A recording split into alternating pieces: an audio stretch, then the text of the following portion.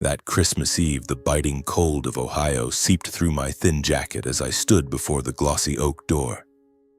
The phone in my hand was still warm from my grandfather's brief call. "Dorian, come over right now. I'm at your parents' new house," he had said, his voice brimming with joy, as if he were waiting to share a wonderful secret. Grandpa Will, a successful businessman always busy with his construction company in Chicago, rarely had time to visit. Just the thought of seeing him made me smile, despite the bone-chilling cold of the winter night. I pushed the door open and immediately the warmth from the fireplace and the savory aroma of roasted meat enveloped me. Grandpa sat at the head of the dining table, his eyes sparkling like stars when he saw me. He stood up and hugged me tightly, his familiar woody cologne making me forget all my exhaustion in an instant. "Dorian, do you like this house?" he asked, his voice full of pride, as if he had just handed me a priceless treasure. "Yes, it's a beautiful house, Grandpa," I replied, trying to keep my voice steady. "But it's my parents' house." A moment of deafening silence followed. Grandpa's face stiffened, his eyes widening as they darted from me to my father, Gregory, then to my stepmother, Susan, sitting across the table. My father, who always maintained a calm demeanor, suddenly turned pale, his hand trembling as he held his wine glass. Susan coughed, forcing a strained smile, but her eyes glinted with panic. "Your parents' house?" Grandpa repeated, his voice dropping as cold and sharp as the night wind outside. "Dorian, explain yourself." I didn't understand what was happening, but a sense of unease surged within me. I glanced at my father, waiting for an explanation, but he only lowered his head, avoiding my gaze. Susan quickly interjected, her voice trembling. "Will, there must be a misunderstanding. This is the family's house." But Grandpa didn't look at her. He looked at me, and in that moment I knew a terrible secret was about to be revealed. "Hello, my name is Dorian Marston. The story I'm about to tell is about the years I lived in the shadow of injustice, sidelined by my own family. If you've ever felt like you didn't belong anywhere, like you were treated as an outsider, then perhaps you'll understand me.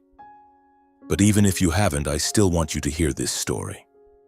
A story about a boy who grew up with a heart full of scars, and how he found light amidst the darkness.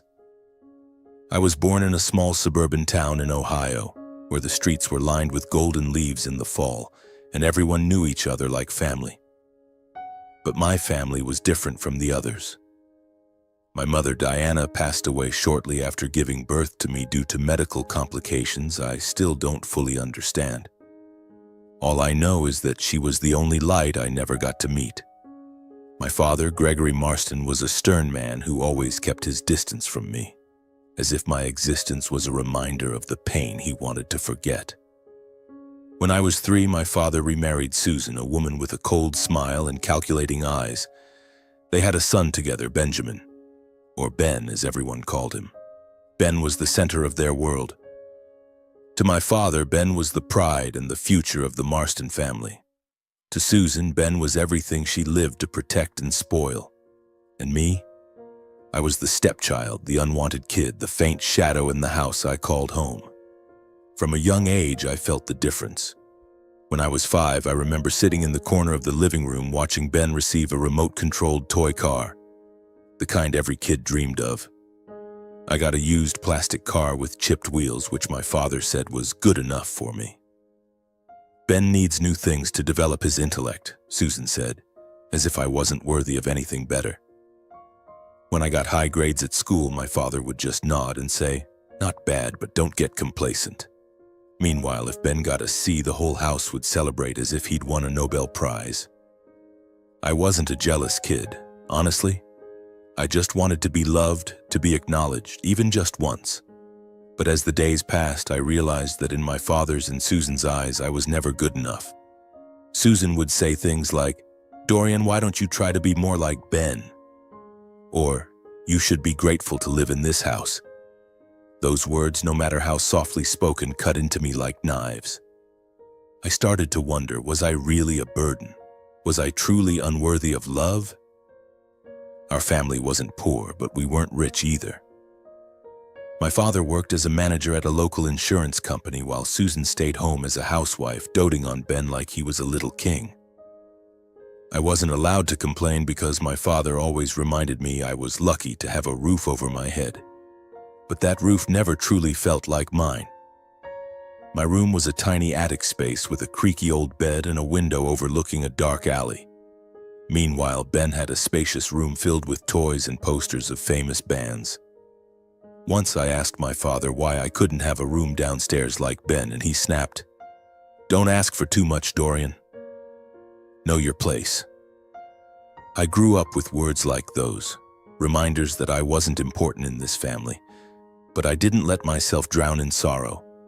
I learned to smile, to pretend everything was fine, even though a storm raged inside me. I told myself that one day I would escape the shadow of this family and prove I wasn't the useless person they thought I was. When I was 18, I graduated high school with decent grades, though no one at home noticed. I dreamed of going to college, becoming an engineer, or doing something to make Grandpa, the only person who truly cared about me, proud. But that dream was quickly crushed. One evening, when I asked my father about applying for scholarships or loans for college, he looked at me with cold eyes. "Dorian, we don't have enough money," he said. "Ben needs to be prioritized. He has great potential, and we have to invest in him." I stood there, stunned, feeling like the world was collapsing beneath me. Ben, the brother who only played video games and hung out with friends, was the one chosen to fulfill his potential. I didn't argue. I didn't cry. I just nodded and left the room. That night, I lay on my old creaky bed, staring at the cracked ceiling, and promised myself I would rise on my own. If my parents didn't believe in me, I would believe in myself. I started working at a Walmart in town, first as a cashier, then as a stockroom worker. The job wasn't easy. Long night shifts, working through holidays, and dealing with difficult customers left me exhausted. But I didn't complain. Every dollar I earned was a small step toward escaping my family. I rented a small, run-down apartment with stained walls and a leaky faucet, but at least it was mine. I no longer had to hear Susan's snide remarks or see my father's disappointed looks. Meanwhile, Ben was fully supported by our parents. He attended a prestigious private school, drove a brand new car our father bought, and never had to lift a finger. Once, Susan came to the store where I worked, saw me behind the cashier counter, and smirked. "Dorian, this is what you're doing? Such a shame. Ben will never have to do menial work like this." I gritted my teeth, forcing a smile, but inside I wanted to scream, "Why? Why wasn't I worthy of the same opportunities as Ben?" Those years I lived in loneliness. I didn't have many friends because I spent most of my time working and saving money. But I wasn't entirely alone. Grandpa Will was the one bright spot in my life. He lived in Chicago, running a large construction company. He was a man of work. Occasionally, when he had time, he would call me. Those calls were my lifeline. He talked about his projects, asked about my life, and always said, "Dorian, you're a strong young man.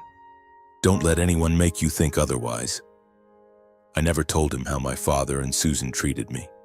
I didn't want him to worry, and part of me feared that if I spoke up, he'd think I was weak. Grandpa was the only one who told me about my mother. He said Diana was a gentle woman who loved books and dreamed of a fair world. He blamed himself for not being there when she gave birth to me, as work had kept him away. "If I had been there, things might have been different," he said, his voice choking. I didn't blame him. I only wished I could have met her even just once to know I had been loved. As the years passed, I grew accustomed to my independent life.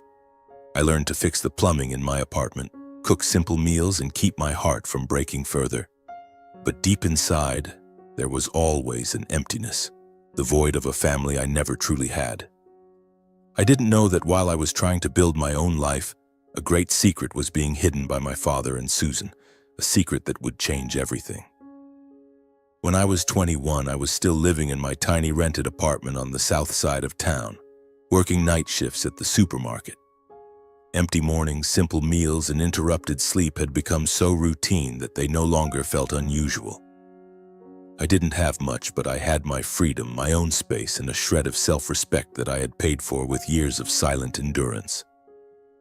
One early summer afternoon, while I was processing payments at the employee checkout, my phone buzzed. It was a text from Susan. "Come to the new house tonight. Address is 1432 Hollow Creek. Small party." I read the message 3 times, staring at the screen as if it would explain itself. I had never heard them mention anything about moving. There had been no hint that they were looking for a new house, and certainly no one had asked if I wanted to move in with them. I hesitated. Part of me wanted to ignore it, to act as if nothing had happened. But then I thought, maybe this was a chance to reconnect even just a little. Even if it was just a polite gathering, I wanted to go. Maybe to congratulate them. Maybe to prove that I was no longer the sullen, quiet kid I used to be. I had changed. And I thought, maybe they had too. I stopped by a small liquor store near the supermarket and picked out an affordable bottle of red wine, then swung by the embroidery shop to collect a handkerchief I had ordered the previous week. A small gift with the initials GM embroidered on it. I didn't have much money, but I wanted the gift I brought to be thoughtful. The new house was in a newly developed residential area on the west side of town, a place I had never set foot in.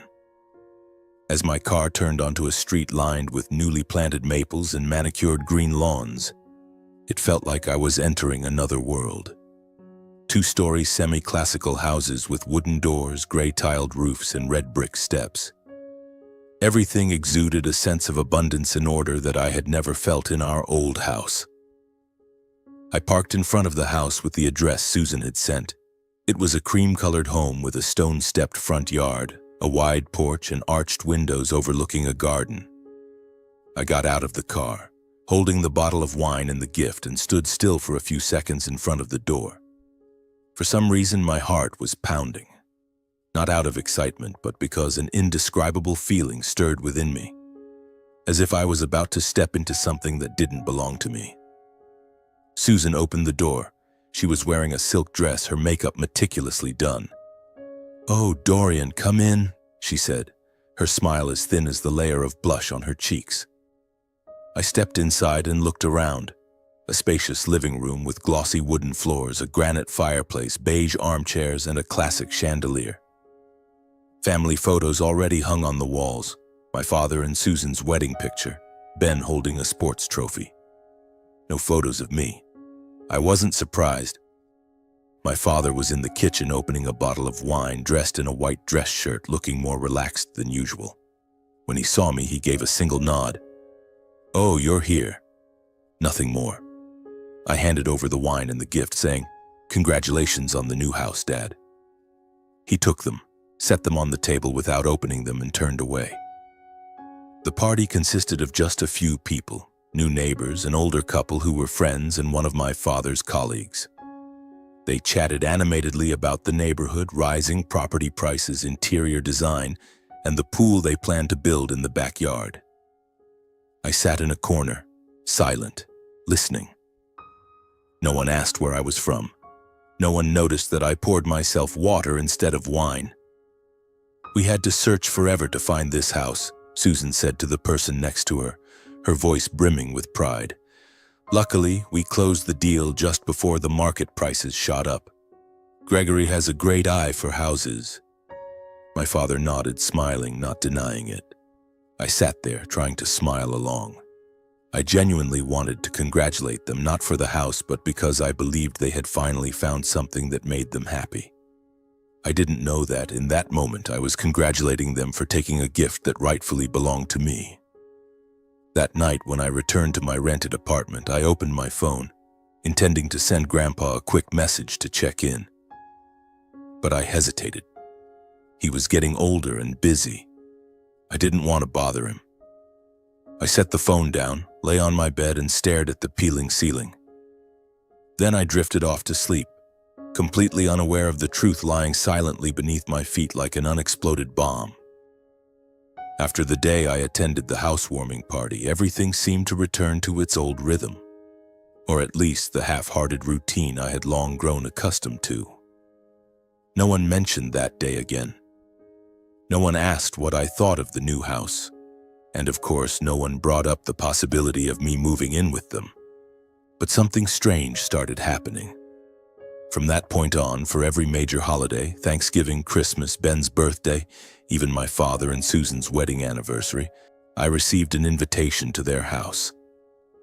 They weren't warm, heartfelt invitations, but curt text messages, 6 p.m., come for dinner. Ben's looking forward to seeing you.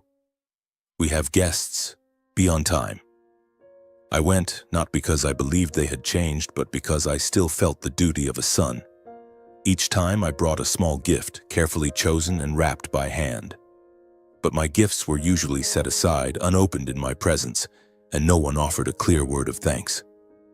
And the strangest thing was, they started pulling me into family photos. The first time was that Christmas. Susan called me over saying, "Dorian, stand closer to Ben, we're taking a family picture." I was surprised but stepped forward. My father stood in the middle, his arm around Ben's shoulders. I stood at the edge of the frame, forcing an awkward smile. As the camera clicked, I felt like I had just stepped into a wordless play, and I was the supporting character thrown in to fill out the cast. In the times that followed, they kept pulling me into photos. At first, it was with the whole family. Later, sometimes just with my father. Once, Susan even placed her hand on my shoulder, smiling brightly. I didn't understand what was happening. Before, I had always been excluded from moments like these. The photos hung in the old house never featured me. So why were they doing this now? I asked once lightly after Ben's birthday dinner. Why have we been taking so many family photos lately? Susan laughed and said, "Oh, we just want to capture memories. You're part of the family too, aren't you?" I nodded, but my heart felt heavy. I wasn't naive. I knew something wasn't right, but I couldn't put a name to it. I only felt like I was being led along, forced into a fabricated frame I had never belonged to. As if I were playing the role of the harmonious eldest son in a photo meant for display, not as myself. And then, on Christmas when I was 23, the truth finally came to light. It was bitterly cold that day. I had just finished my shift at 4:30 in the afternoon, sitting in my rented apartment drinking coffee, planning to show up a little late as usual. Just enough to make an appearance, eat a few bites, take a few photos, and leave early. My phone rang. It was Grandpa. "Dorian, come over right now. I'm at your new house, 1432 Hollow Creek. I wanted to surprise you." I froze. Grandpa was here? In Ohio? He rarely left Chicago. His construction company always kept him tied up. I quickly threw on my jacket and rushed out the door. My mind swirled with questions. Why didn't he tell me he was coming? And why was he at my father's house? When I arrived, the house was glowing with Christmas lights. Wreaths hung on the door and the twinkling lights of a Christmas tree shimmered through the window. I knocked, my heart pounding. Susan opened the door, her smile stiffening when she saw me. "Dorian, why are you—" She stopped, her eyes darting over my shoulder, and I heard Grandpa's voice from inside. "Dorian, come in, my boy." Grandpa stood in the living room, tall and imposing, his silver hair gleaming under the chandelier. He hugged me, a tight embrace that carried both excitement and a hint of tension. "I wanted to surprise the whole family," he said, looking around. "This house, it's wonderful, isn't it? Are you happy living here?" I hesitated, a wave of unease rising within me. I don't live here, Grandpa. I just visit." Grandpa's face changed. His smile vanished and his eyes narrowed, shifting from me to my father, Gregory, who stood near the fireplace, a glass of wine in his hand. Susan quickly jumped in, her voice syrupy. "Will, there must be a misunderstanding. Dorian likes living independently, don't you, dear?" She looked at me, her eyes practically commanding me to agree. But Grandpa didn't look at her. He fixed his gaze on me, his voice lowering. "Dorian, tell me the truth. You don't live here?" I took a deep breath, feeling the weight of the entire room pressing down on my shoulders. "I live in a rented apartment, Grandpa, on the south side of town. I pay for it with my supermarket wages." Silence. A heavy, suffocating silence, as if the air had been sucked out of the room. My father bowed his head, his hand tightening around his glass. Susan started to speak, her voice trembling. "Will, we thought it was best for Dorian. He wanted to be independent and Ben needs space to—" "Enough!" Grandpa cut her off, his voice sharp as a blade. "Gregory, explain yourself. 2 years ago I sent you $400,000 to buy a 3-bedroom house in this neighborhood. A gift for Dorian to give him a good start. I made it clear. The house was for Dorian. So why is he living in a rundown apartment while you and your family are living in that very house?" My father's face went pale as if the blood had drained from his body. Susan opened her mouth, but no sound came out. I stood there, stunned, feeling the ground crumble beneath me. A house? For me? $400,000? I looked at Grandpa, then at my father, searching for an explanation, a sign that this was just a misunderstanding. But there was no misunderstanding. My father set his glass down, his voice shaky but trying to stay composed. I thought the house would be better used by the whole family. Dorian's independent. He doesn't need a big house like this. Ben's young. He needs a good environment to grow, to study. Doesn't need? Grandpa roared, stepping toward my father. You're saying he doesn't need it? Dorian, the grandson I entrusted to your care, is living in a rundown apartment, working night shifts to survive, while you and your wife live in the house that was meant for him. What did you do with the money I sent? You put the house in your name, didn't you? My father didn't answer. He lowered his head, his shoulders trembling. Susan, regaining her voice, interjected. Will, you don't understand. Dorian isn't my biological son. Ben is the future of this family. Dorian, he doesn't deserve a house like this. He's just... Shut up, Grandpa shouted, his voice echoing so powerfully it seemed to shake the room. Doesn't deserve? Dorian is Diana's flesh and blood, my daughter's son. He's my grandson, and I trusted you, Gregory, to take care of him. But what have you done? You stole the gift I meant for him, deceived me with these fake family photos. He pointed at the picture on the wall, the one of the whole family in the living room, with me awkwardly standing at the edge. I thought Dorian was living happily here. I believed the photos you sent, but it turns out it was all a charade to hide your greed. My throat tightened. The photos, the times I was called over to pose for pictures, the staged moments I couldn't make sense of. It was all to deceive Grandpa, to make him think I was part of this happy family. I looked at my father, waiting for an explanation, an apology, anything. But he remained silent, his eyes avoiding mine. Dorian, Grandpa turned to me, his voice softening but still resolute. Go get your things. You're coming to Chicago with me. This house, I'll make sure it belongs to you as I originally intended. And you, Gregory, I'll be speaking with my lawyer.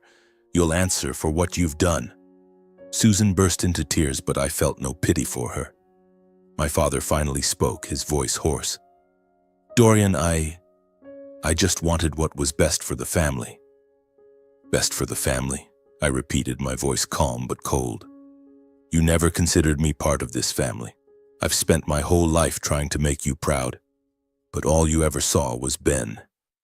You took away my chance, and you didn't even bother to tell me the truth. I turned away, unable to look at him any longer. Grandpa placed a hand on my shoulder, his eyes filled with pain but also unwavering determination. Let's go, Dorian. You don't need to stay here anymore. The chill of Christmas night bit into my skin as we stepped out of the house that was supposed to be mine. The dim glow of streetlights illuminated the snow-covered street, and I could feel my heavy breaths blending into the frigid air. Grandpa led me to a sleek black SUV parked by the curb. The driver, a middle-aged man in a sharp suit, opened the door for us. To the hotel first, Grandpa said, his voice low but firm. I slid into the back seat beside him, feeling like I was stepping into a different world, a world I never thought I belonged to. Are you okay, Dorian? Grandpa asked, his eyes gentle but piercing, as if trying to read every thought in my mind. I don't know, Grandpa. I replied, my voice hoarse. Everything's happening so fast. I still don't fully understand. He nodded, placing a hand on my knee. I know. But from now on, things will be different. You'll come to Chicago with me. We'll start over, just the two of us. I looked out the window, the Christmas lights blurring past like faint sparks. Chicago, a city I'd only heard about through Grandpa's stories, where he built his construction empire from nothing. I had never been there, never thought I'd have the chance. But now, it was where I would begin again. A new life, a chance to escape the shadow of my past. The next morning, we took an early flight to Chicago. I sat by the window, gazing down at the endless snow-covered fields below, feeling like I was leaving behind an old, worn-out world for a dream. Grandpa sat beside me, quietly reading a business newspaper, but every now and then he glanced at me with an encouraging smile. When the plane landed at O'Hare Airport, a biting Chicago wind greeted us. James, Grandpa's driver, was waiting with the familiar SUV. We drove through the bustling city streets where skyscrapers towered overhead, their steel and glass gleaming under the winter sun. I had never seen anything like it. Ohio, with its narrow roads and modest houses, seemed to belong to another world. The car turned into an upscale suburban neighborhood where the streets were paved with stone, lined with ancient oaks and sprawling mansions. James stopped in front of a large iron gate, beyond which a driveway led to a 3-story mansion surrounded by perfectly manicured lawns and vibrant red rose bushes, even in the middle of winter. My jaw dropped, unable to believe my eyes. "Is this your house, Grandpa?" I asked, my voice trembling. Grandpa laughed heartily, clapping me on the shoulder. "Welcome to my home, Dorian. And now, it's your home too." Grandpa's mansion wasn't just a house, it was a palace. The carved wooden front door opened into a grand foyer with marble floors, a spiral staircase leading upstairs, and abstract paintings lining the walls. The living room was 3 times the size of my rented apartment, with floor-to-ceiling windows overlooking a backyard garden, complete with a shimmering pool and an outdoor barbecue area. The scent of pine and leather from the luxurious furniture made me feel like I had stepped into a 5-star hotel. I don't know what to say," I whispered, standing in the middle of the living room, still clutching my small bag of belongings. "You don't need to say anything," Grandpa replied, leading me upstairs. "Your room is here." He opened the door to a spacious bedroom with a king-size bed, a walnut desk, and a window overlooking the garden. A brand-new laptop sat on the desk and a soft, plush rug covered the floor. "This is where you can start over. No pressure, no burdens. Just a fresh start." I sat on the edge of the bed, feeling like I was dreaming. Just hours ago, I was in my rundown apartment with a leaky faucet and peeling ceiling. Now I was here in a room I wouldn't have dared to imagine. But alongside the overwhelming awe was a lingering ache. The house in Ohio, the house that was meant to be mine, still felt like a thorn in my heart. That evening, Grandpa took me to a fancy restaurant in downtown Chicago. We sat in a quiet corner, the candlelight flickering on the table. He ordered an expensive bottle of wine, but I only took a small sip, still unaccustomed to such luxury. "Dorian," he began, his voice low and serious, "there are things we need to talk about your father, the house, and what happened." I nodded, my heart pounding. I knew this conversation wouldn't be easy. 2 years ago, I sent Gregory $400,000 to buy the house in Hollow Creek. I wanted it to be a gift for you, a foundation for you to build your future. I was busy with the company, unable to oversee the purchase myself, so I trusted Gregory to handle it. I thought he would follow my wishes. He paused, his eyes darkening. But I was wrong. I clenched my fists under the table, trying to keep my voice steady. "So, Dad kept the house for himself?" "That's not all," Grandpa said, his voice thick with anger. "I've been sending Gregory money since you were a child, not just for the house. I sent money every year to cover your school fees, clothes, everything you needed to grow up in the best conditions. I thought Gregory was taking care of you the way I wanted. But today, when I heard you talk about living in a rented apartment, working night shifts at a supermarket, I realized he kept it all for himself and his new family. It felt like someone had punched me in the chest. School fees, clothes, the things I never had. All those years wearing hand-me-downs, eating instant noodles, and working myself to exhaustion to make ends meet. It could have been different. My father, the man I tried so hard to please, had taken not only the house but also the opportunities Grandpa meant for me. I didn't know about any of that money, I said, my voice choking. Dad never told me. I thought he didn't have enough, so I had to manage on my own. Grandpa slammed his hand on the table, making the wine glasses tremble. That bastard, he growled, drawing glances from nearby tables. I trusted him with you, thinking he'd treat you well. But he betrayed me, and he betrayed your mother, Diana. Hearing my mother's name made my eyes sting. I had never met her, but through Grandpa's stories, I knew she was a gentle woman who wanted a good life for me. The thought that my father had stolen what she and Grandpa intended for me ignited a fury I couldn't suppress. What are you going to do, Grandpa? I asked, though I could guess part of the answer. I'm going to sue Gregory, he said, his voice cold as ice. I'll make sure the house is transferred to you, and I'll cut off all financial support to him. He doesn't deserve a single cent. I stared at the table in silence. Part of me wanted my father to pay, to face the consequences of his actions.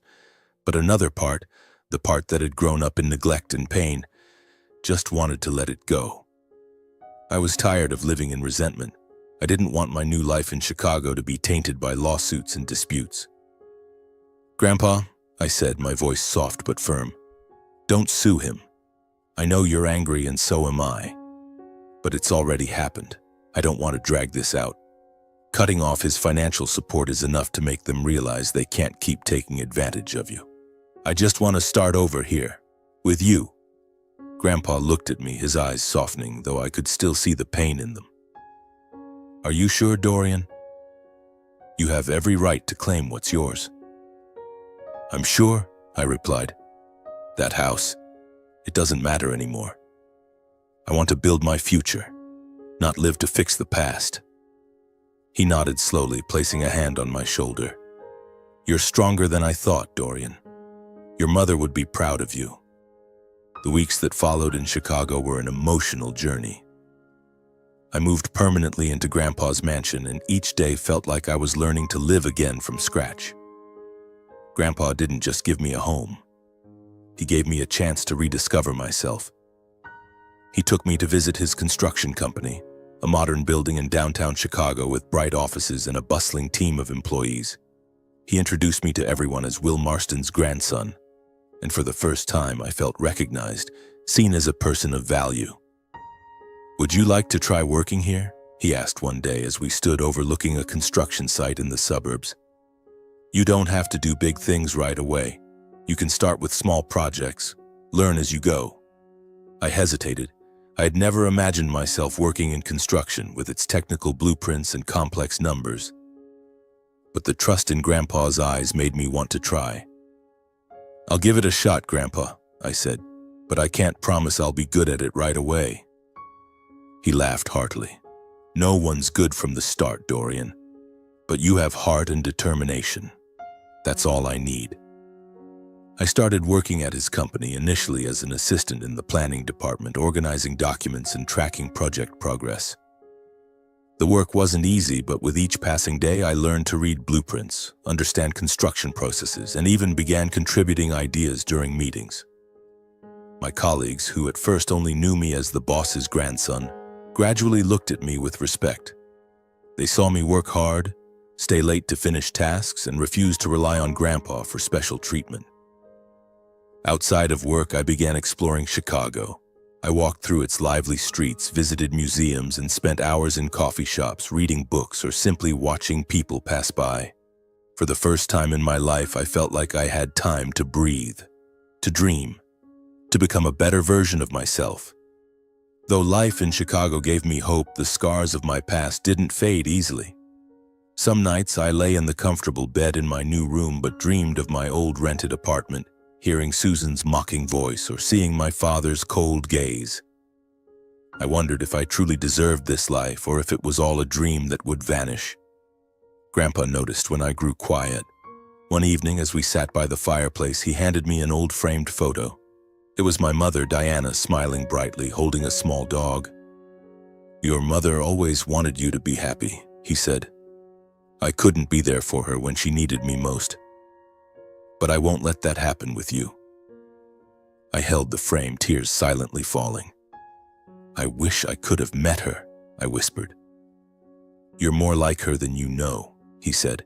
"She was strong but gentle. You have her heart." Those words were like a healing balm. I started keeping a journal, writing down my thoughts, dreams, and even my pain. I no longer wanted to run from my past. I wanted to face it, understand it, and let it make me stronger. One morning, about 3 months after moving to Chicago, I received a letter from Ohio. The envelope had no sender's name, but the familiar handwriting made my heart tighten. It was from my father. I opened it, my hands trembling. Inside was a single sheet of paper with short handwritten lines. "Dorian, I know I have no right to write this letter. What I've done is unforgivable. I was wrong to keep the house, to keep the money your grandfather sent for you. I let the pain of losing your mother turn me into a terrible father. I don't expect your forgiveness, but I want you to know I regret it. Susan and Ben have moved out of the house.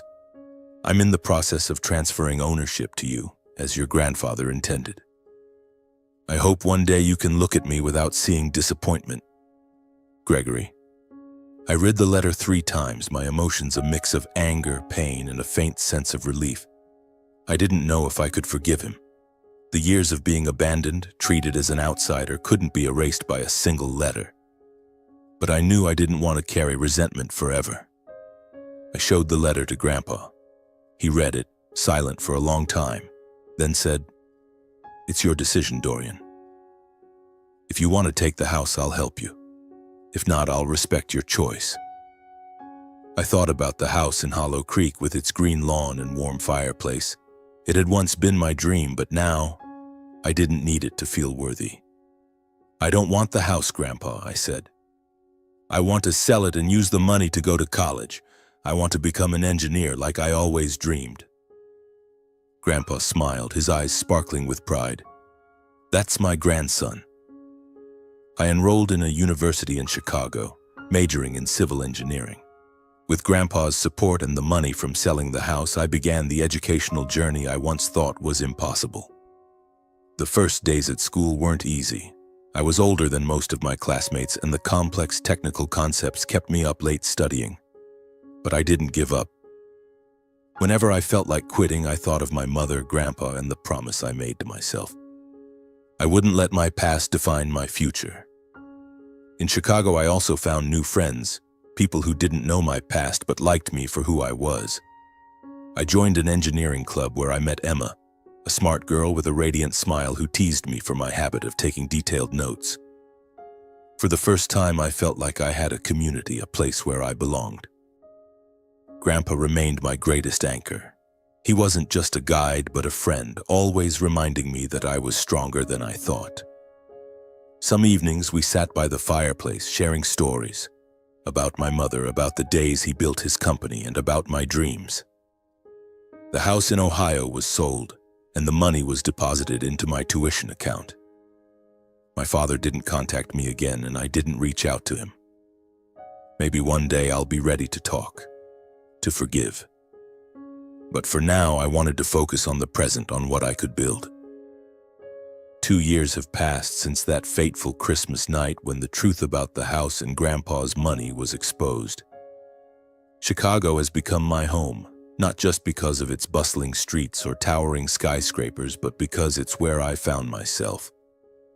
I'm in my 2nd year of college, majoring in civil engineering, and each day I feel closer to my dream of becoming an engineer. A dream my father once crushed with the excuse of not enough money. I found a community of friends, a clear purpose, and most importantly, a sense that I deserve what I've achieved. But while I was building my new life in Chicago, back in Ohio, my father's family, Gregory, Susan, and Ben, was falling apart. I didn't know much about them over the past 2 years except for a few rumors from old acquaintances in town. They said my father had lost his job at the insurance company, that Susan no longer hosted lavish parties, and that Ben, the pride of the Marston family, had dropped out of college after just one semester. I didn't dwell on it. The past was the past, and I had learned not to let it pull me back. Until one day the past came knocking. One late autumn afternoon while I was studying for midterms in the university library, my phone buzzed. It was an unfamiliar number from Ohio. I hesitated but answered. Susan's voice came through, weak and trembling, devoid of the arrogance it once carried. "Dorian, it's Susan," she said, her voice faltering. "I know you're busy, but I need to talk to you about the family." I gripped the phone, a chill running down my spine. "Family?" The word sounded foreign coming from her. "What's going on?" I asked, my tone colder than I intended. "We're in trouble, Dorian. Real trouble. I thought maybe you could help." I stayed silent, letting her continue. Susan launched into a long story, her voice a mix of desperation and an attempt to cling to dignity. After Grandpa cut off all financial support, my father, Gregory, lost his steady income. He had been fired from his job, unable to focus amid the family's turmoil. Susan couldn't find work, having never held a job since marrying my father. They had sold most of their possessions to pay off debts, but it wasn't enough. The house in Hollow Creek, though transferred to me and later sold, was no longer theirs to live in. They had moved to a small apartment on the edge of town, which Susan described as cramped and unworthy of our family. "And Ben?" Susan paused, her voice choking. "Ben's struggling, Dorian.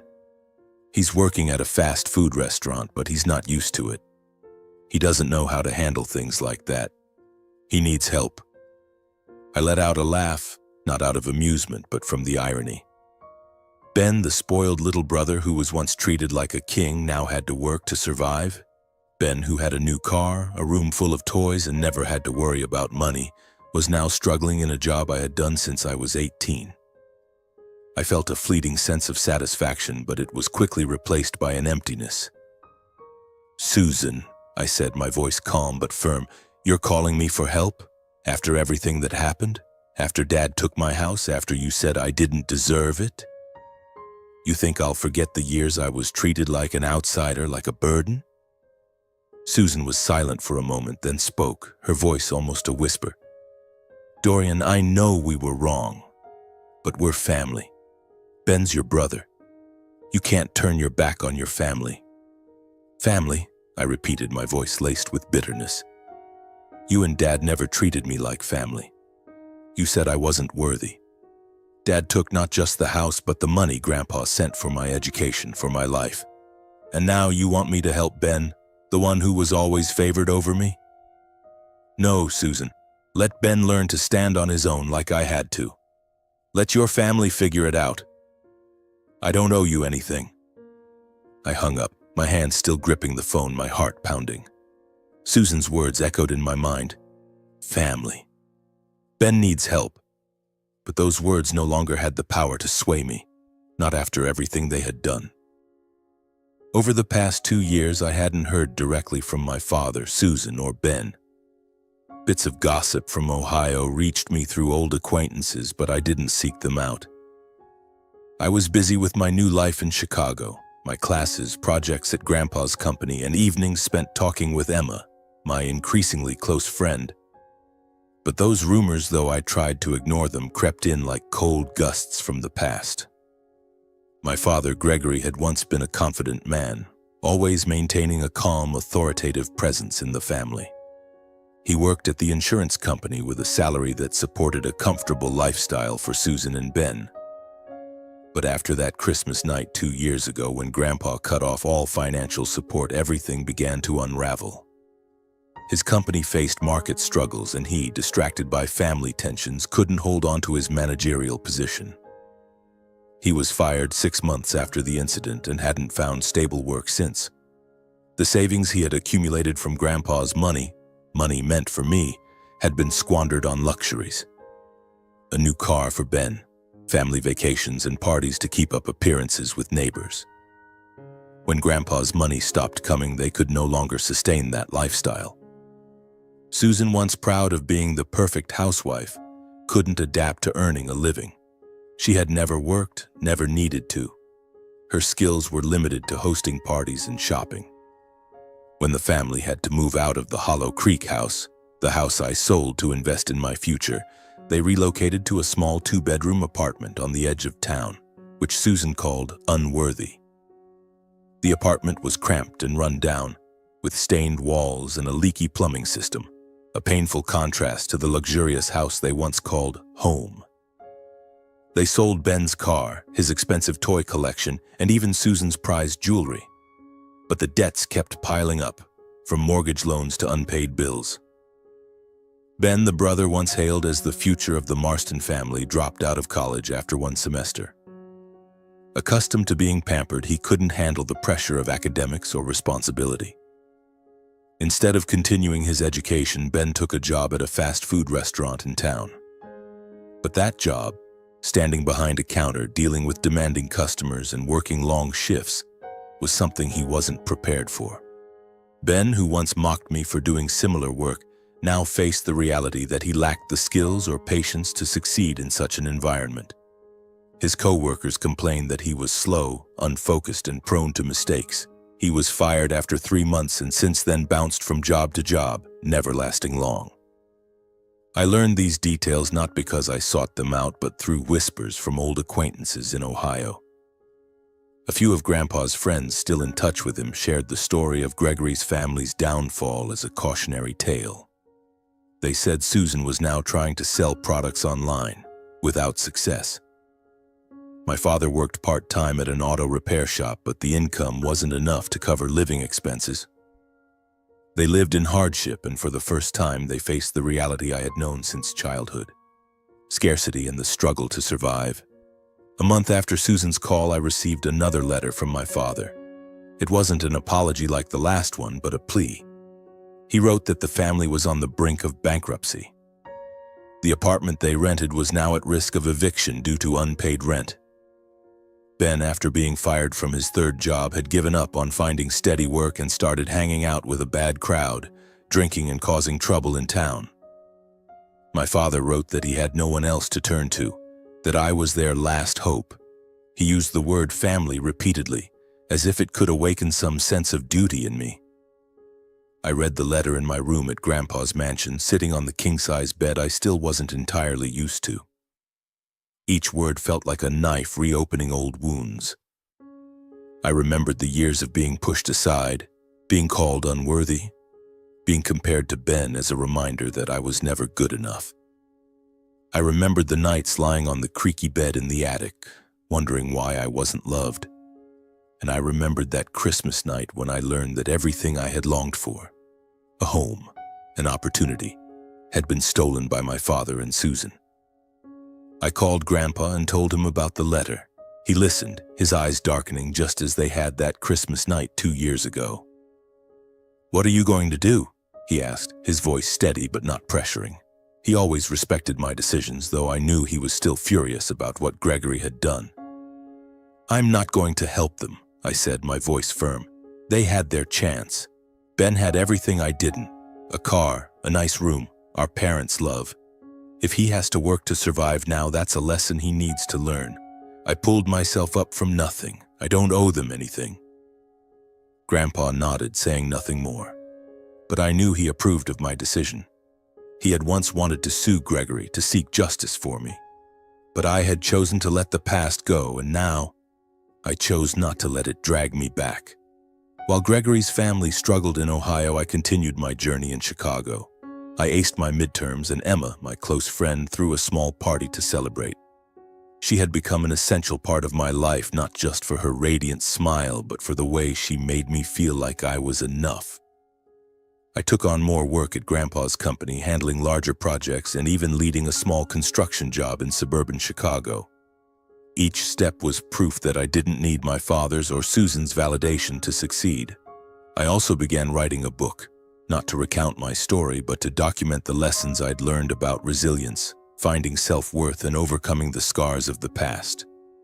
I didn't know if it would ever be published, but writing it was a way to heal, to turn pain into strength. One winter day, as I walked through downtown Chicago, I unexpectedly saw Ben. He was standing on a street corner wearing a thin jacket, his face gaunt and his eyes sunken. I stopped, unsure whether to approach. But he saw me first, and his eyes lit up with a flicker of hope. "Dorian," he called, his voice hoarse. How are you?" I nodded, keeping my distance. "I'm fine, Ben. You?" He gave a weak smile, no longer the arrogant boy I once knew. "Not great," he admitted. Things aren't like they used to be. Can you help me? Just a little. I don't have anyone else." I looked at him, remembering the times he was favored, the times I was pushed aside. "Ben," I said, my voice calm but unyielding. "I had to stand on my own when no one helped me. You can too. Get a job, learn to take responsibility. Don't look to me to fix what your family did wrong." I turned and walked away, continuing down Chicago's snow-covered streets. I didn't look back, not because I didn't care, but because I had chosen myself.